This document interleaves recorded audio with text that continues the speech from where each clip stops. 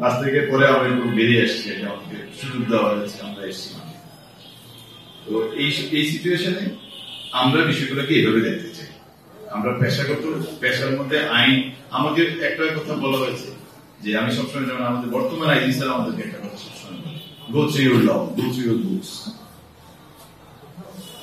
বলে কি যে তুমি কি করবা, তোমার বই লেখা আছে, তুমি বইয়ের মাধ্যমে যাও, আইনের মাধ্যমে যাও। থানার মামলা নিবা, কিভাবে নিবা, তোমার সিআরপিসি 154 খুলে দেবে। দরজা বন্ধ করে ঘুমাবেন, এটা আমার পরামর্শ। দরজা বন্ধ করে হলো আপনি ঠিক মতো ঘুমাতে পারছেন। আমি এটা সবসময় বলি, আপনার দরজা কিন্তু আপনি খোলা রেখে ঘুমাবেন না।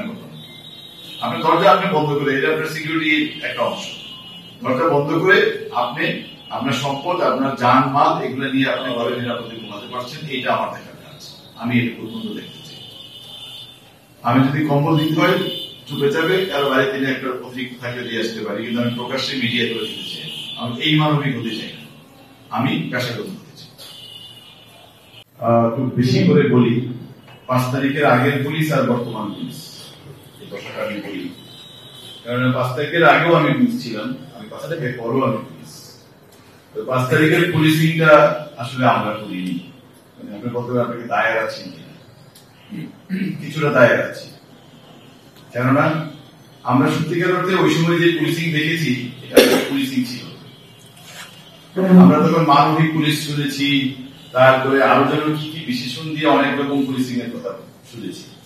আমি আপনাদের সাথে বিনয়ের সাথে বলবো, আপনারা অনেকে আমাকে মানবিক পুলিশ হিসেবে দেখতে চান, আমি বিনয়ের সাথে দ্বিমত করবো, আমাকে আপনারা মানবিক পুলিশ হিসেবে দেখতে চান।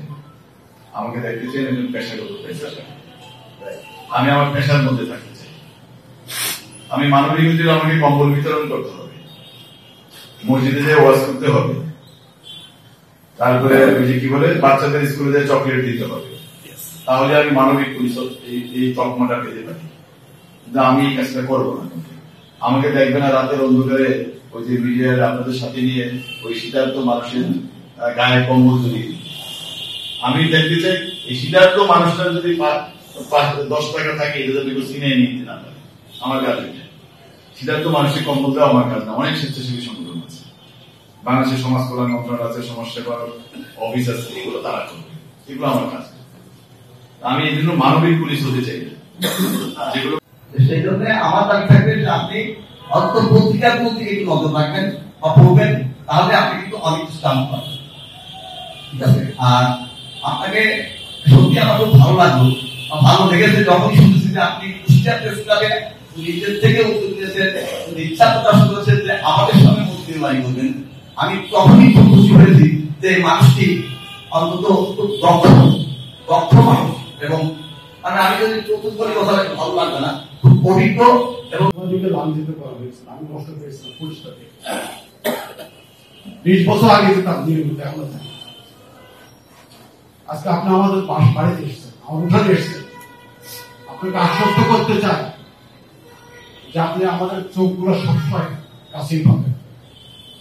আপনি বিশ্রাম, প্রার্থনা, খাওয়ার সময় বাদে যখন আমাকে ফোন দিই, আপনি ফোনটা করবেন, আপনার অনেক সহজ হয়ে যাবে।